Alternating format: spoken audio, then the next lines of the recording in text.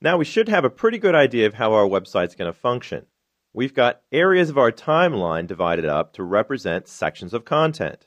And right now we're looking at the contact section, but if I just move the playhead back a little bit, we can see our exhibition section. If I go back a little bit more, that's going to be our portfolio area. And then over here at the beginning, that's going to be our home page. Now we've already figured out how to stop the playhead in the timeline using ActionScript. Next, we're going to learn how to get ActionScript to move the playhead around in the timeline so that we can pick out which section we want to see.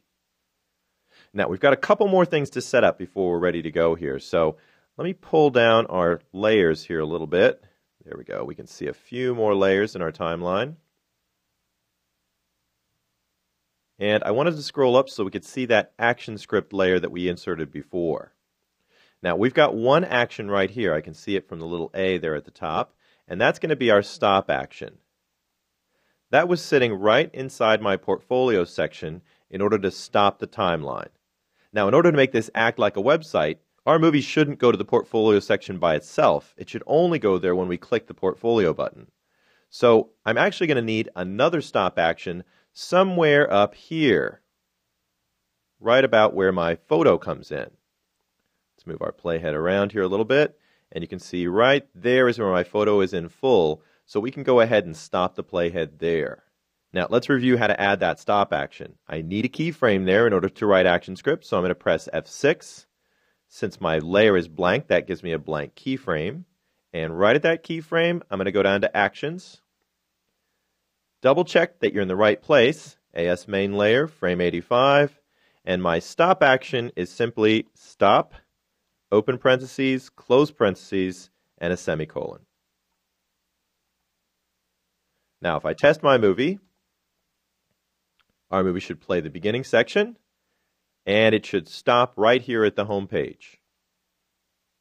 Let's close up that test movie now. Now, as I mentioned before, we're going to have the ability to do this using either ActionScript 2 or 3. It's your choice depending on what kind of player you're going to target. If you need to target a player earlier than Flash 9, like Flash 8 or 7, you're going to need to use ActionScript 2. If you're comfortable targeting the Flash 9 or 10 player, you can use ActionScript 3. Now, what I want to do is set this up so that we have two versions of our site. So right at this point, I want to save our Flash site.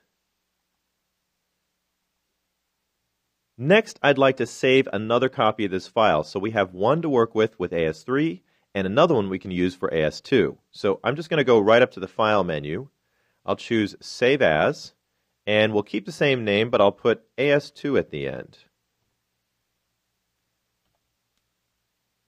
And now we can use this copy for our ActionScript 2. We're still set up for ActionScript 3, and we'll change that in a moment.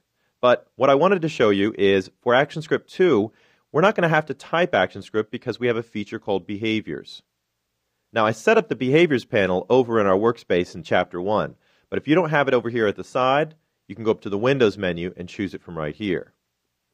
What I wanted to show you while we're still set up for ActionScript 3 is let's pull out the Behaviors panel, and we can actually activate the Behaviors panel by clicking on this little plus button. When I do so right now, you can see that this feature is not supported by ActionScript 3. So in ActionScript 3, we'll actually have to type our own ActionScript. I'm going to click OK, and let's finish setting this up. I'll click to close that panel.